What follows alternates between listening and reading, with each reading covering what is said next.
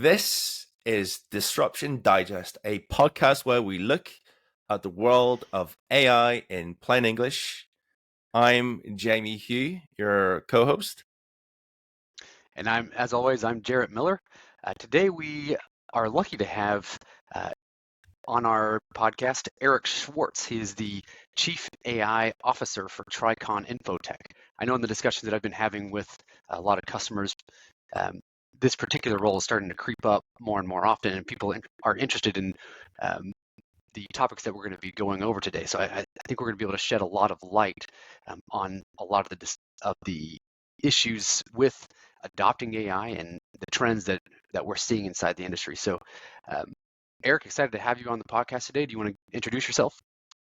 Yeah, wonderful. Jamie, Jarrett, wonderful to meet you both, and thank you both for having me on the podcast. I'm really thrilled to be here. I've been a long-time listener and first-time participator, so I'm super excited to share my thoughts about this role and about AI with the audience. A bit about me. I've been in the information retrieval space for the majority of my career, starting back in the early '90s, back in the dawn of the internet, when the Internet Explorer was still a dream, when Chrome didn't exist yet, back when Mosaic was the king of the hill. Netscape was still coming out for Mark Andreessen. This is like early '90s, and got exposure to the web at college and university, and I didn't know what it was, but you saw it, and you saw the simplicity that enabled you to communicate. And I said, I want to do that. So I got out of school, became a webmaster, started building digital libraries, started working with search engines and digitizing content. My journey with search engines led me through a number of acquisitions, joined a search engine vendor, got acquired by Microsoft. And then in 2010, I pivoted my career a bit, went from the technology side into the product side, and started running knowledge discovery platforms or large search platforms for big corporates in America and in London. So I worked for Comcast for about 8 years, where we built a digital search platform that powered the video experience. And then most recently in 2018, I came to London, where I'm calling you from today, where the weather here in London is hotter than it is in Atlanta, it sounds like, where we built a knowledge discovery platform for a company called Elsevier. Elsevier is the world's largest publisher of academic peer-reviewed content. And while I was at Elsevier, we stitched ChatGPT, we stitched the LLM into one of their biggest repositories of scientific and academic literature information called Scopus. And the go-to-market we launched about a year ago was called Scopus AI, where we built a trusted, grounded experience using AI to talk to this repository. And now I find myself in role for about 3 months for Tricon Infotech as the Chief AI Officer. So that brings us up to today. Great to meet you both. All right. Well, before we get into the meat of this episode, I want to introduce you to JobsGPT. So what we've done is we've built a custom GPT. It's called JobsGPT that really basically responds to questions as Steve Jobs would, right? And so one of the things we always do, we offer our guests a single question to ask JobsGPT. Do you have a question in mind? No pressure. If I get to talk to Steve Jobs for 30 seconds, what would you ask? So Jamie, Jarrett, I just saw something that came through social media a week or two ago, which was Steve Jobs, his prediction of how AI was going to take over the computer industry. Let's ask him, did he get it right? Okay. It's funny, we actually discussed this in a previous episode, and that's a fantastic question. So we'll put it into the GPT. And okay, here's what it's coming back with. It says, "Oh, absolutely. AI today is like a newborn genius, just discovering its potential. When we started, we were building bicycles for the mind. Now AI is shaping up to be a rocket ship. But remember, the journey's just beginning. Stay hungry, stay foolish, and always keep pushing the boundaries. Siri was just the appetizer. The main course is yet to come." What do you think of that, Erik? I mean, I can't believe how right Steve Jobs is, and he agrees with me. For sure. Well, it's funny because if you asked me maybe 3 or 4 years ago, I would just think this technology is ludicrously in the future, right? For any kind of AI to come back and deliver this level of result that is so close to something like Steve Jobs would say is somewhat remarkable. It's very, very unusual for technology to take that kind of leap in capability. And so we always marvel at the responses coming back. Of course, it's not perfect. Let's face it, Erik. But the fact that I was able to understand the reference, the bicycles, which came from a speech I think Steve also made, the fact that I was able to understand Siri and put it into a sentence like that, I just think is insane. Yeah, no, it's insane. That the contextual references that it can bring together are astonishing. And I think that's what makes it so convincing, is that it can bring in like a bicycle, can bring in something like Siri. And we all have had our moments with Siri where we were sort of duly impressed and also like, okay, I just use Siri on my watch just to set timer recordings, and that's about it, right? Because it's gotten to the point where I want it to be really useful, but there's only a few things that I really use it for. Just like you only use Alexa to maybe make a fart noise or or play a song, right? But this idea of there's something there that can be a companion, that can be intelligent, that can understand my context without having to re-explain myself is a really powerful concept.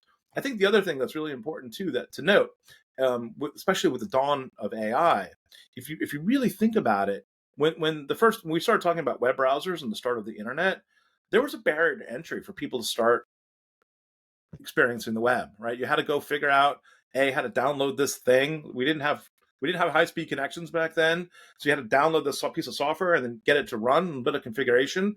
To use AI today, I didn't have to do anything different. I just started using my web browser like I did the day before, and suddenly I have all this capability at my fingertips, which is pretty astonishing. All right, Erik. Well, let's get into this episode. And so I think one of the things our listeners are really curious about, to Jarrett's point earlier, is this chief AI officer role. So let's start with your perspective. What is your role? What is a chief AI officer? Yeah, no, it's a great question. I think it's one that I've gotten several times since I've taken this role.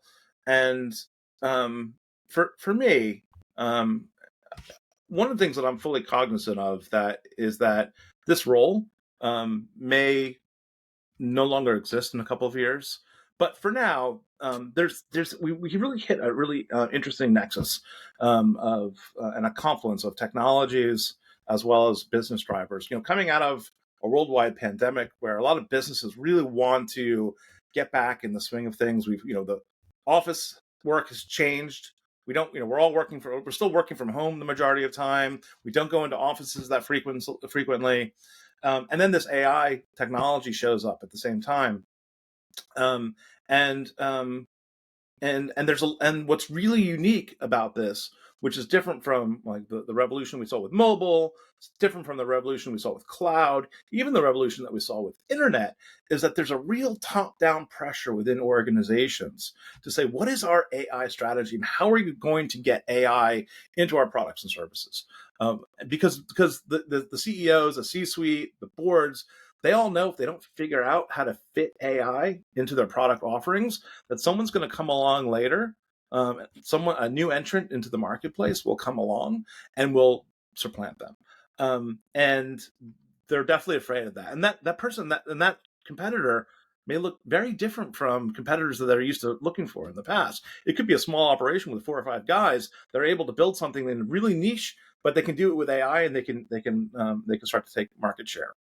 So to answer the question, right, this is a role that sits at the executive level as part of the leadership team. It helps to really drive some synergies right now inside of an organization, helping us to blend both business requirements as well as technology requirements to go drive outcomes for organizations. Given the complexity, that the amount of change that happens in AI on a weekly basis, it makes sense to make it a full-time job, because it's almost a full-time job trying to figure out, what did Llama put out? What did Meta put out in their Llama model last week? And what's the latest Anthropic Claude release? And what's OpenAI doing? And what is Search GPT? And why do I care about it? And so all these these evolutions are coming just so fast that it makes sense to keep on top of it. And then the third dimension, right? So not only do we have business and technology and the change that's happening in the market space, but the third dimension is that we still haven't figured out what policies are around this yet. We have no idea how we're going to regulate this. We have no idea how governments are going to react, or if they're going to overreact, as some are pointing maybe happening in the EU already. So it's this perfect storm of business requirements that are coming together. And just to kind of put a pencil on and put a point on this comment, the reason why I say that this may not exist is that in a couple of years, that 2 or 3 years, as these areas start to get better understood, as we understand the tools, we understand where it fits into the business, we understand how it's going to be regulated, then I believe that these roles will start to fall back into sort of our traditional leadership roles. So our CTOs and our chief product officers, they will start to own this as part of their regular toolkit. But now we're in this rapid state of change. It makes sense to create some focus inside the organization to help drive some clarity. So whenever you're looking at working with your organization and adopting AI, are you seeing more drive and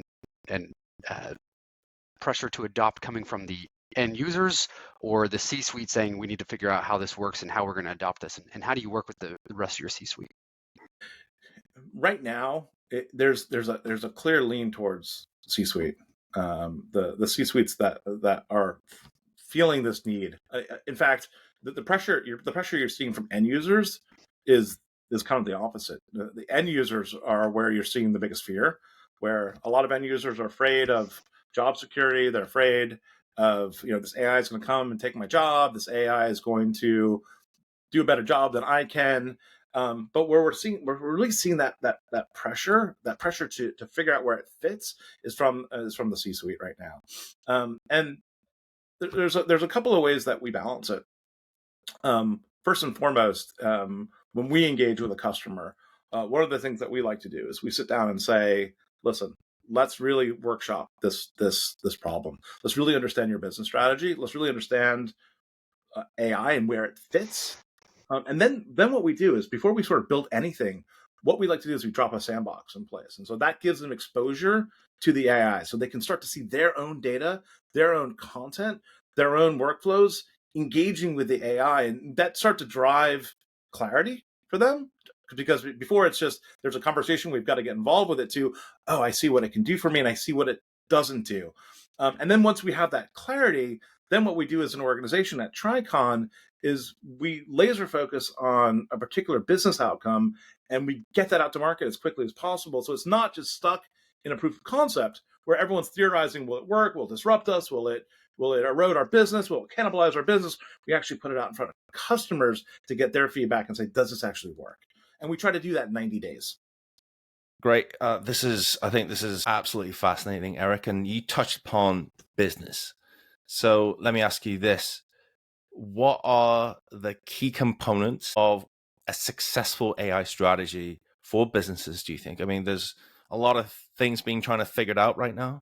What is your opinion of a truly successful mixture of ingredients for AI strategy? Yeah, I think that's the ultimate question right now, Jamie. And so thanks for bringing that up. First and foremost, it's really about the data that you own. The data that you own as an organization is and will continue to be the most valuable thing that your organization can put together. So first and foremost, it's about, how do we understand that data? How do we understand how that data fits into AI? And how we figure out how it can either help to polish off those rough edges around your data, or bring together different data sources. That's one big element of the AI strategy is your data.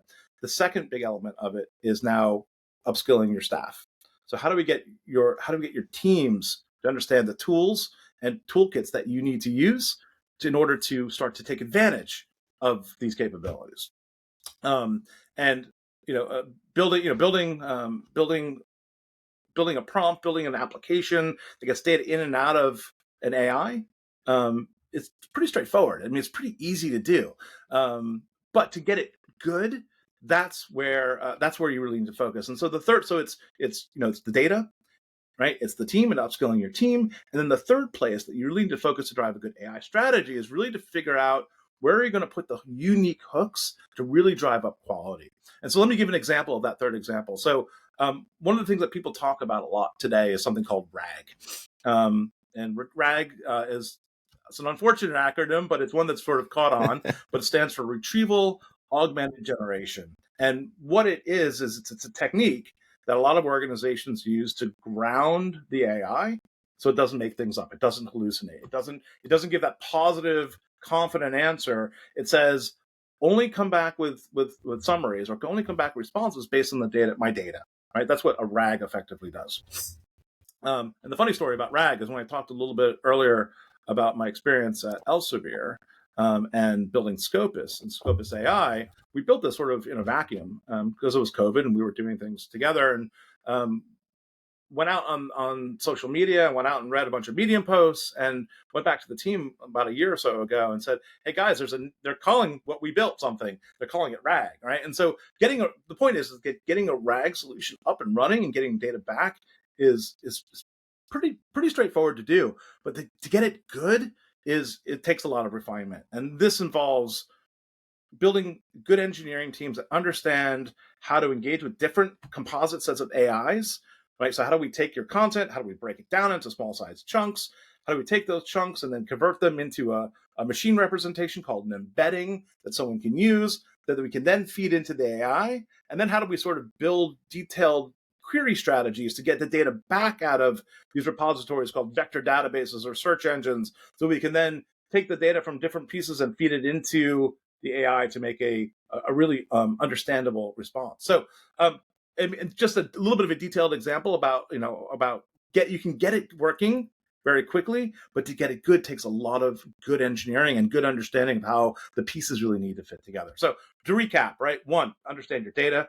2, how do we upskill our staff? And then 3, it's really starting to build the elements into your experience, into your products that drive really good quality.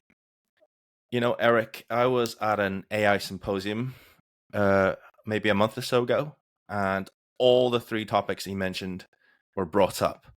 So data was one of the predominant areas of focus.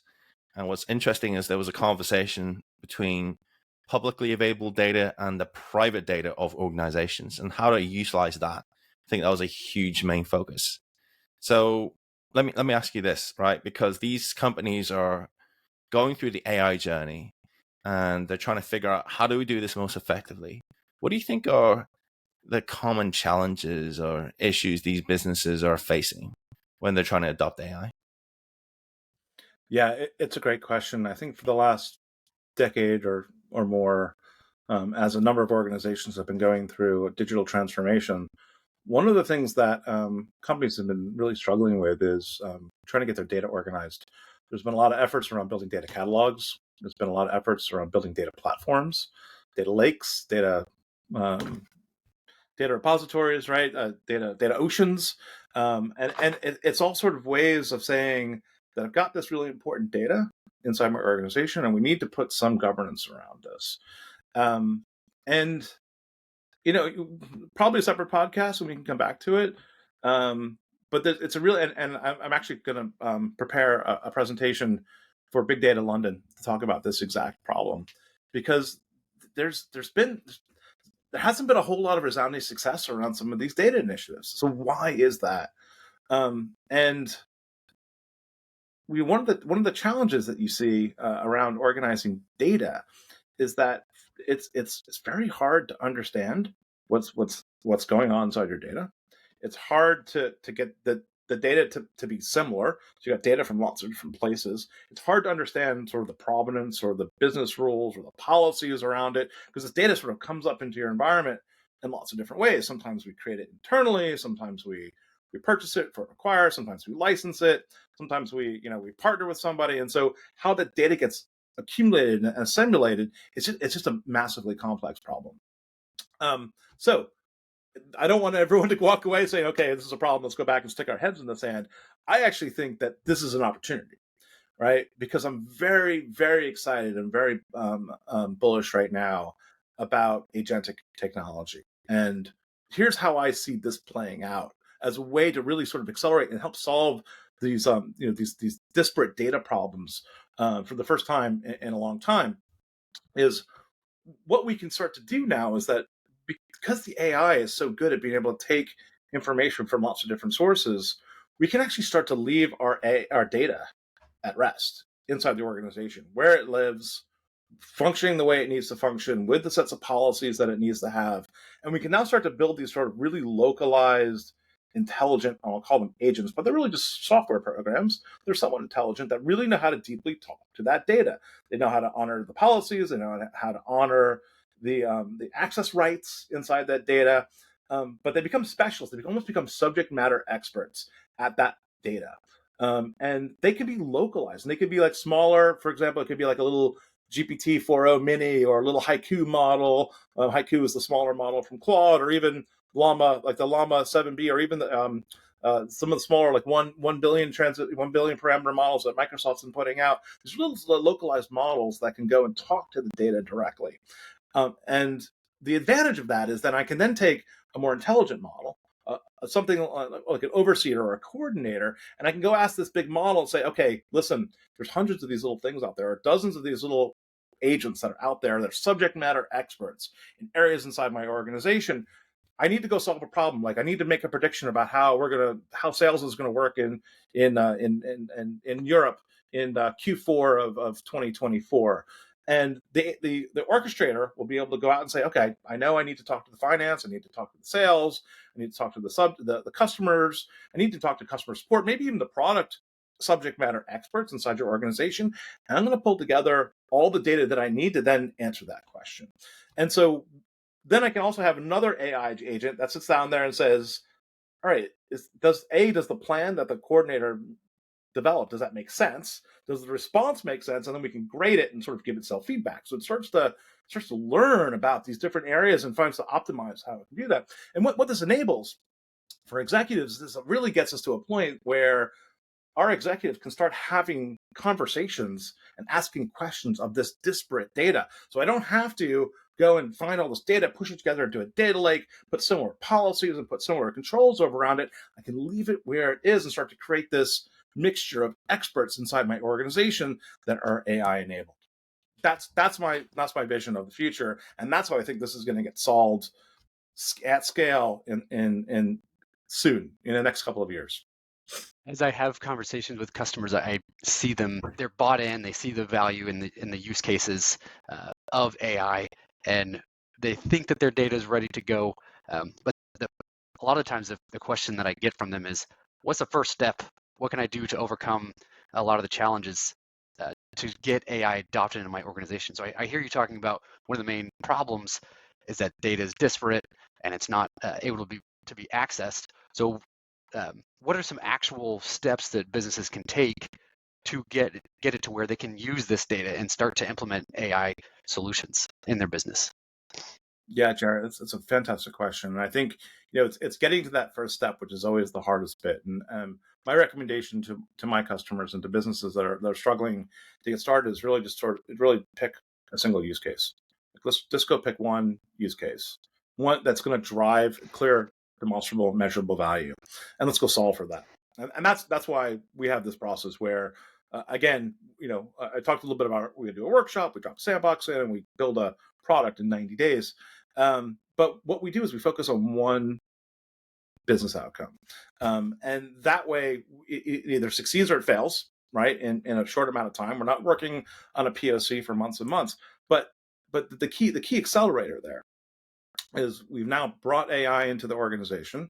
We brought it in a safe way so that we know that our data is not leaking out and not being used to be trained by those AI, and we can actually see how it interacts with the data. And then it gives me a clear indication. Okay, if it's working, right? If it's working or not working, do I need to go fix my data? Do I need to go fix the way I'm talking to the AI? Do I need to go fix the way our processes work? We have a clear indication of where the problem is by simply putting that AI into the organization and starting to engage with it. And that's an accelerator. Because one of the reasons that I believe, and having talked to a number of customers, the reasons why we have these POCs that are stuck is that, again, coming back to the scenario that we talked about earlier, where the C-suite and the CEO is kind of coming in to organizations that reach out to their technical counterparts and say, we've got to figure out where AI fits. And the CTOs and technical leaders, and sometimes even product organizations, will go and they'll implement something, they implement a proof of concept, but that's disconnected from the business.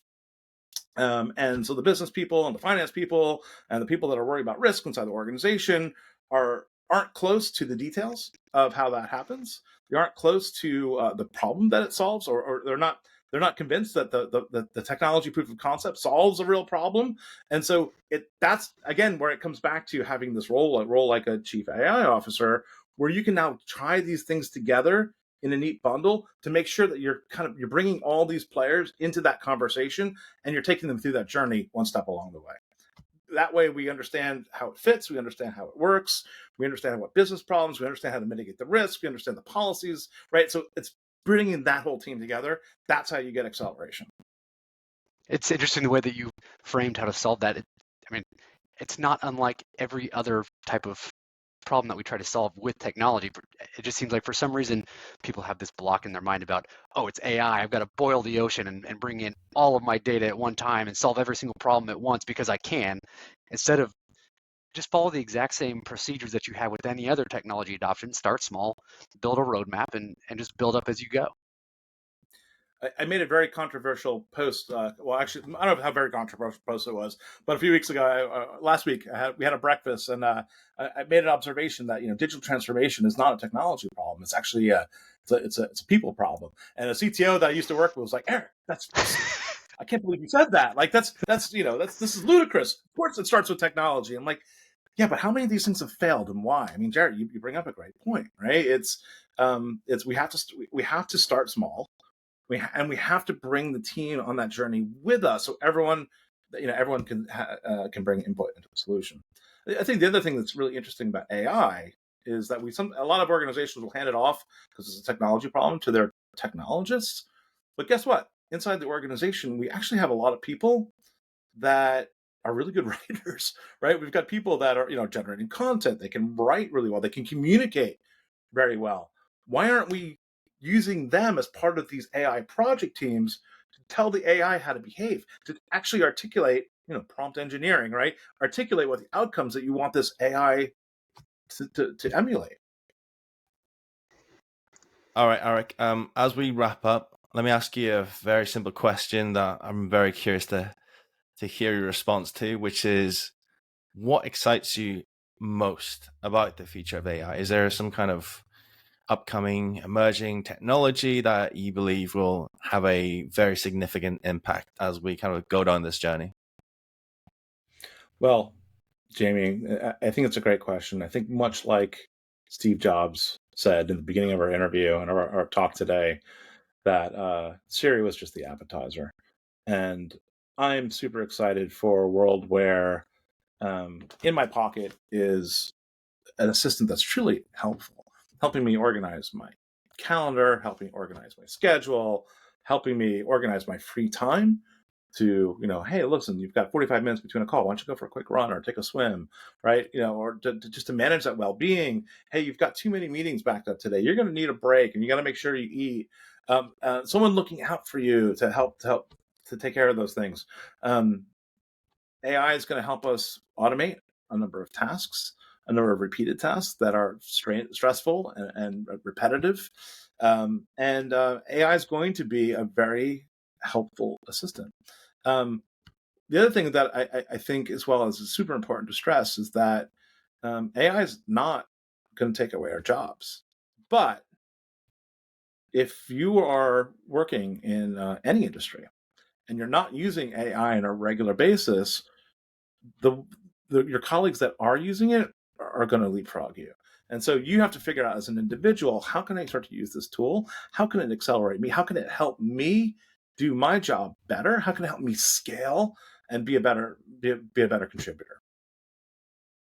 So super excited. I hope that these lenses, these glasses that we're seeing right now, the Vision Pro from Microsoft and the Oculus and the Quest from Meta, like, would be great if those things become super lightweight and we can wear them like headsets, and so I can remember, how I met this person, and how I know how I'm connected to these people, and what my colleagues' kids' names are and their wife names are when I meet them in person. But I think we're still away from those hardware devices where we actually see that. The final point there too is, I think the speed that we're seeing, the acceleration with vision and AI and robotics, is tremendous. It's not a field that I'm close with, so I'll be very honest about that. But seeing what's coming out of the robotics fields and robotics research, and even what Tesla's starting to put on the roads these days with an autonomous vehicle, is very exciting, and definitely a space to watch. Brilliant. Well, Erik, thank you so much for coming on to our show. We'll put some links in the description to your LinkedIn, to your YouTube. Please go and follow Erik if you like the sort of things you're hearing him talk about today. It's been a real pleasure. Thanks for coming on the show, Erik.